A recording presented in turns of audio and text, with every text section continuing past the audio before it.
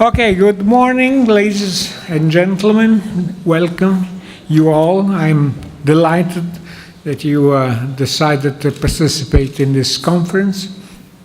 I want to thank, first of all, Gabriel Bernardino, President of the European Insurance and Occupational Pensions Authority, EIOPA, and all the other panelists for kindly accepting our invitation. This is the second conference we hold in IVASS on Solvency II.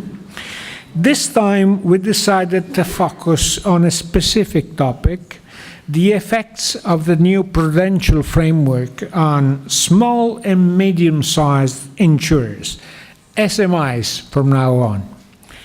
After Gabriel's keynote speech, we will have two panels. The first one will have a more international flavor, while the second one, opened by Bianca Maria Farina, President of the Italian Insurance Association, ANIA, will be focused on the Italian market. The panelists are well-known representatives of both the supervisory community and the industry. The moderators will be Karl van Hulle, one of the founders of Solvency II framework, I would say the father of Solvency II in general, former head of the insurance unit at the European Commission, and Ferdinando Giuliano, journalist and economic commentator. Alberto Corinti, member of the board of IVASS and of the management board of EIOPA, will offer some concluding remarks. Why a conference on small and medium-sized insurers? I gave some hints last June when presenting IVASS annual report. At that time, only a few months had passed since Solvency II entered into force, but we could already notice how difficult this new world had become for small companies. The Solvency II pursues, as we know, the objective, I said in June, of creating a risk-sensitive prudential regime for all and of incentivizing good corporate governance. To this end, it has introduced three pillars of new rules, some very complex methods for calculating the capital requirement, a minimum but still high level of organizational requirements. Third, a detailed information system over and beyond balance sheet reporting obligations. Smaller firms are finding the investment consequently needed in human, technological, and organizational capital something of a burden. Even the IMF has many concerns. Its report, The Insurance Sector, Trends and Systemic Risk Implications, issued in April 2016, last year, saw a clear tendency by small companies to run more risks, also in an attempt, not only, but also in an attempt to cover the growing costs of compliance with rules that have become much more stringent than before. If just one small firm fails, there may be a loss of confidence in the system, in the whole insurance system. So it is certainly wise for supervisor to be worried. It is not only a matter of market efficiency. Let me concentrate on capital requirements. The main goal of Solvency II is that of linking each company's capital requirement to the actual risks that it faces.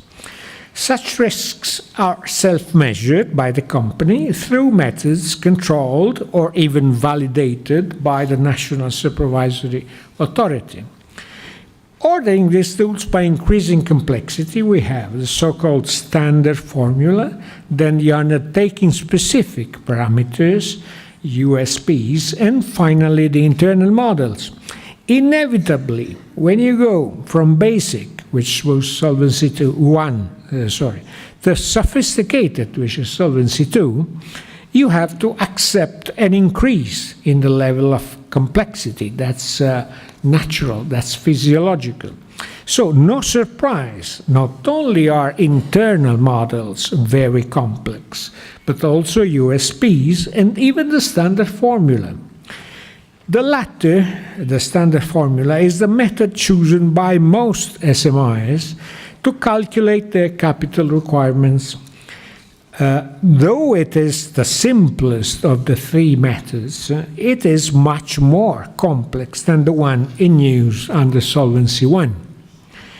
Many SMIs lament that as Solvency II was conceived and developed having the big market players in mind. Is this true? Is this not true? I don't know. But in any case, trying to answer such a question would be sterile. A more subtle and useful question is whether the increased complexity of regulation just reflects that of the business and of the world, I would say, or whether it adds a further and unnecessary layer of sophistication to the picture, especially for SMIs. Are small insurers too small? That's another possibility, of course. We may argue that the modern world is no country for midgets, to paraphrase the title of a famous movie. The two big challenges that the world insurance industry is facing nowadays, that is digitalization and persistently low interest rates, low or even negative, seem to be even bigger for SMIs, so that many foresee a consolidation of the insurance services supply, with more and more M&As taking place that will significantly increase the average size of companies. Let's consider technological innovation first. On the one hand, digitalization is a unique opportunity for SMIs. Internet of Things and big data are revolutionary trends that have the power to induce a deep transformation also in the insurance sector. Technological innovation connects people, integrates and manages data, automates processes, stimulates new products engineering. SMIs will have the chance to play an important role if they are able to cover the many niche markets that will arise. On the other hand, this still largely unexplored world is full of threats, in particular for SMIs. Cyber risk is a clear example of opportunity/threat coming from technological innovation. It is a relatively new and promising market for insurance and for insurers as soon as firms and families realize how dangerous cyber risks are. A lot of new insurance policies could be designed and sold. However, insurers themselves may gain more visibility as a target for cyber attacks, while they migrate towards highly integrated and big data storage systems. The higher the sophistication of the security system in place, the lower their exposure. Are SMIs able to use sophisticated enough security systems? That's an open question. Another risky factor for SMIs is the persistently low interest rates environment. It is partly linked, of course, with the monetary policies in the current phase of the cycle, but also in a longer-term perspective with the evolution of longer-term fundamentals and demographic trends.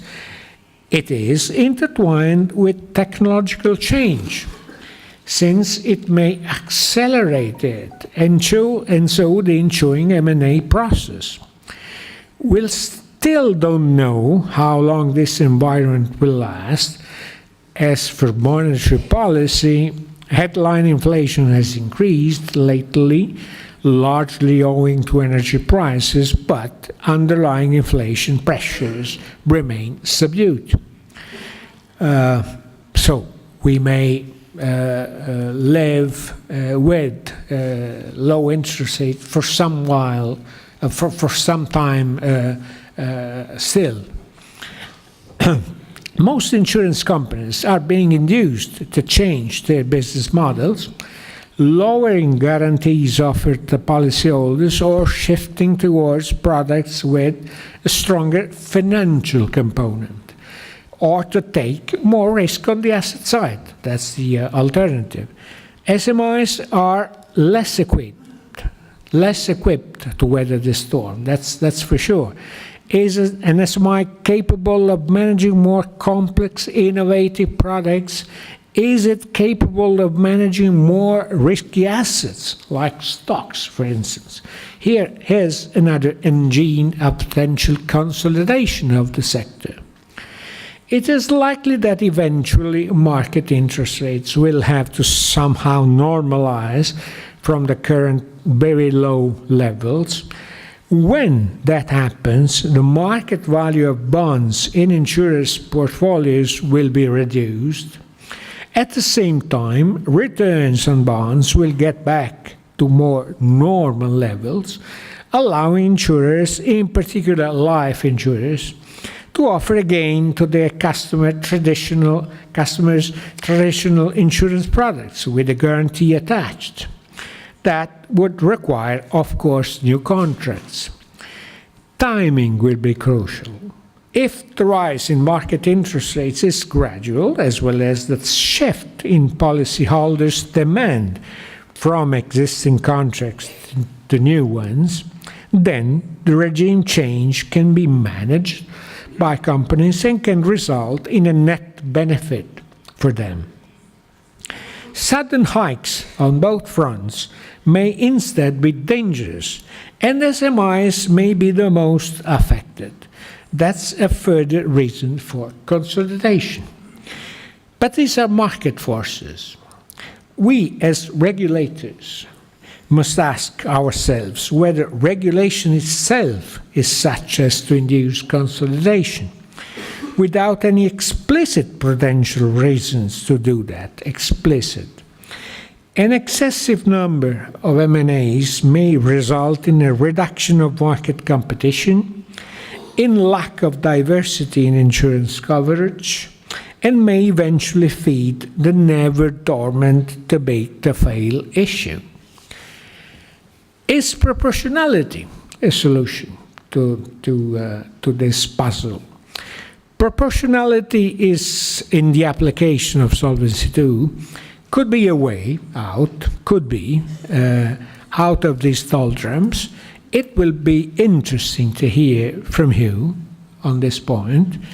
I think that proportionality is a good principle, and its application to the second and third pillar of Solvency II, that is governance and reporting, is certainly worth being discussed. For instance, in IVASS, we have been working a lot on the national implementation of the governance requirements set by Solvency II, and we have spent quite some time in thinking on how best to ensure their proportionate application, taking into account even the needs of SMIs. Following previous fruitful experiences, we see merits in an early involvement of the industry in this process, and we shall be launching a public consultation soon. Applying the proportionality principle to the first pillar, the capital requirement, is instead a more thorny affair. The forthcoming SCR, Solvency Capital Requirement Review, led by EIOPA and by the European Commission, might be an occasion to examine this issue. Insurance companies could take advantage of the public consultation that EIOPA is running. For sure, in the meantime, we could make a better use of the existing prudential framework. For instance, the own risk and solvency assessment, the ORSA so-called, on top of being used internally, can serve the purpose of improving the intensity and the quality of the dialogue with supervisors. Ladies and gentlemen, let me conclude. I very much hope that this conference could be of inspiration to the reflections and works that both regulators and insurers will conduct on this delicate issue of small and mid-sized insurers. I wish everybody an interesting and fruitful discussion. Thank you for your attention.